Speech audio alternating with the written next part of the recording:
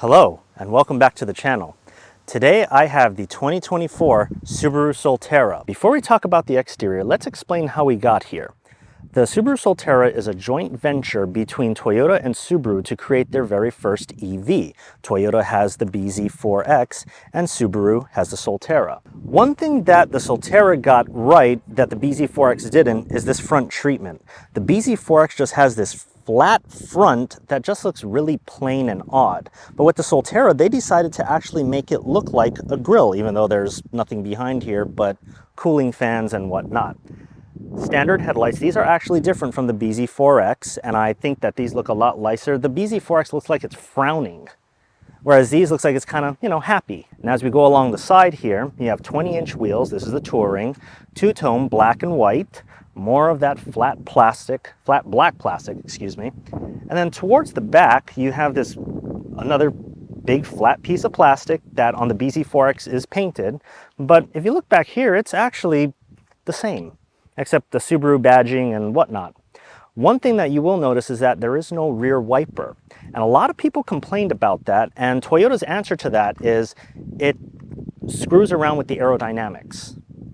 I don't really know how much a rear wiper adds to, range or efficiency, but I don't think it's that much. Anyway, let's just keep going. Up here you have these half spoiler looking things.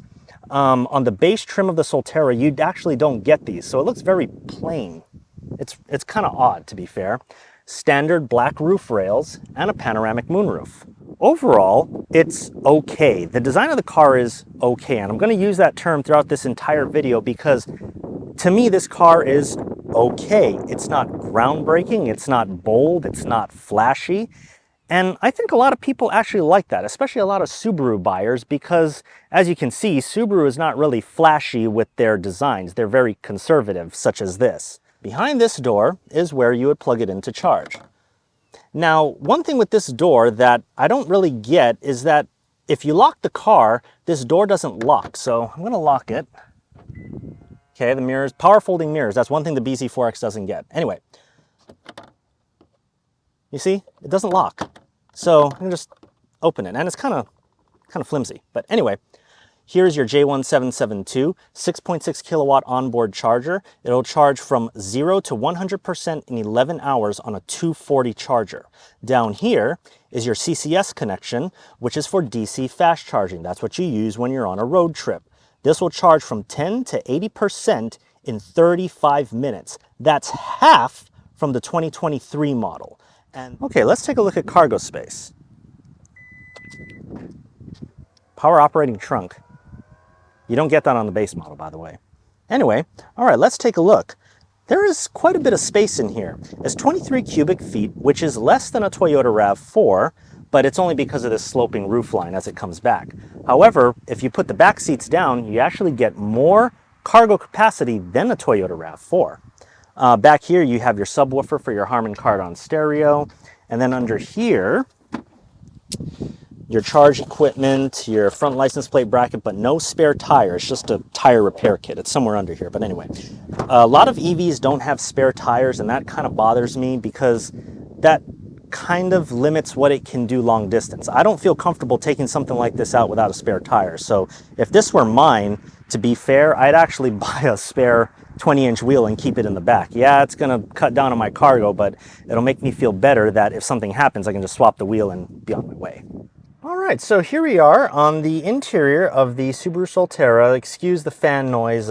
It's a very hot day in Texas, so we got to keep cool. But anyway, this is one change for 2024, because this is the first thing that you look at is this square circle-ish steering wheel.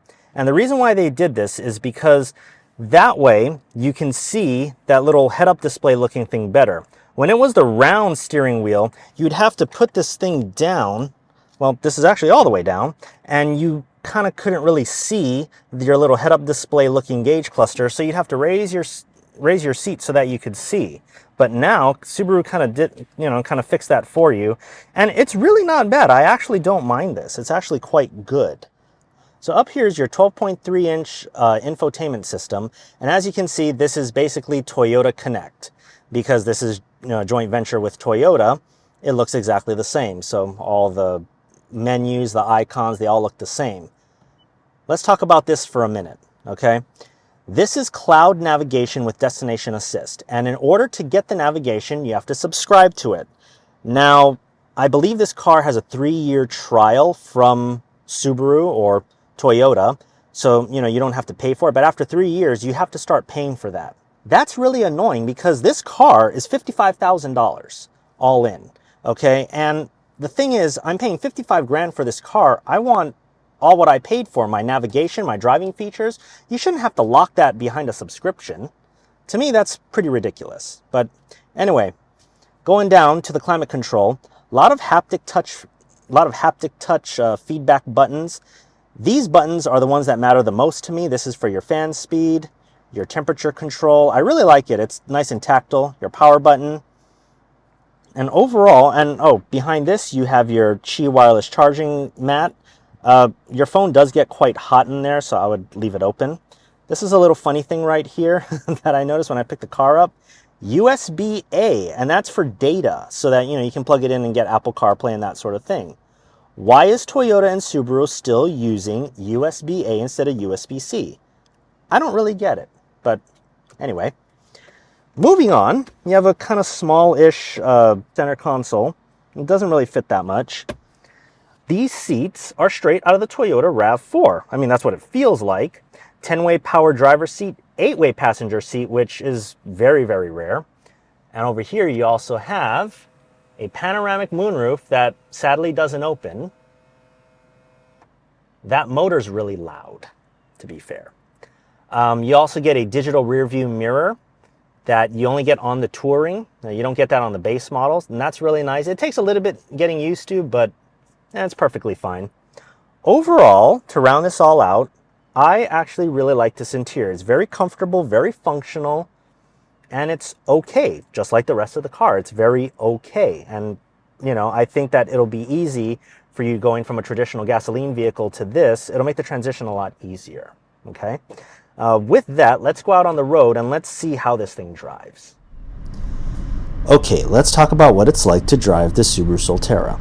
I've been waiting a long time to test one out and see what it's like, and I came away from this drive mildly disappointed. On paper, it seems like a compelling offering, but in reality, it's a different story. The ride is very comfortable and handling is very good. That is the case with most EVs because of the large battery that sits down low in the chassis of the vehicle, which lowers the center of gravity, giving you that sense of confidence and weight if you're on a windy back road or you need to perform an evasive maneuver on the road. It's also nice to be driving a vehicle that does not emit any CO2. That's where the good ends, and there are 3 big problems with the Solterra. The first problem with the Solterra lies within the road and wind noise. Historically, Toyota's compact SUVs don't have much insulation to block out road and wind noise, as is the case with the Toyota RAV4 Prime we have in our household. But with this Solterra, it's especially bad. Around town, it speeds under 50 or so miles per hour. It's quiet.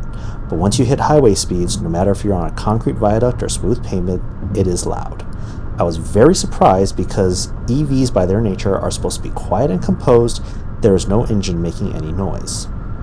My experience with some EVs I've driven in the past, that big battery under the floor sometimes dampens out some of the road noise, but not in this car.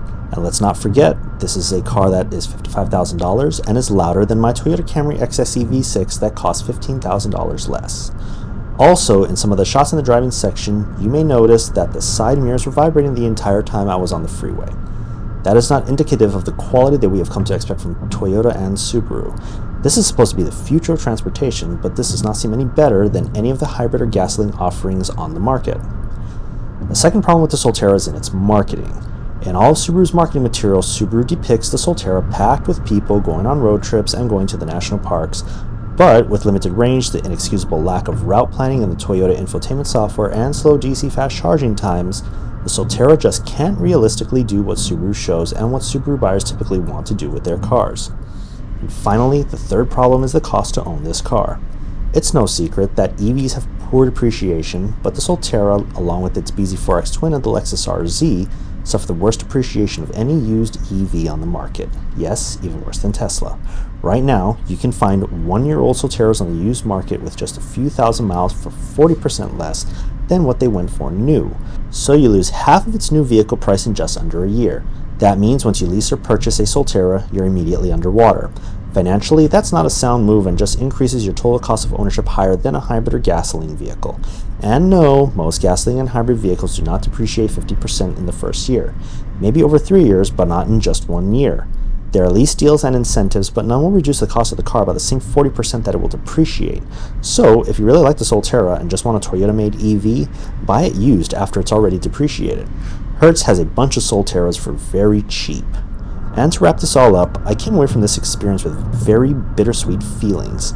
As a basic city car, it's great. Lots of cargo room, lots of interior space, and lots of good tech, which is something that Subaru has struggled with for several years now.